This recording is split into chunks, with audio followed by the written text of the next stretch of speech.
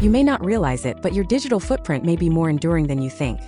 Like a ghostly presence, every online interaction leaves a trace. Recently, a massive breach unearthed more than 26 billion user records. A breach so chilling it's called the mother of all breaches, involving data from over 3,800 separate breaches. Once data is leaked, cybercriminals hold onto it, combining and selling it in a practice called repackaging. Like a sinister spirit, it lingers long after the breach. Criminals use repackaged data in credential stuffing attacks, banking on the hope that a password stolen from one account can unlock many others. With the average user having 100 online accounts, reusing passwords across sites is common and dangerous. Don't panic. First, change your passwords, especially if you've reused them across accounts. Use strong, unique passwords and consider a password manager. Activate multi-factor authentication for added security. Stay vigilant by regularly using dark web monitoring tools to track if your data is lurking in the shadows. With these practices, you can keep those digital specters at bay.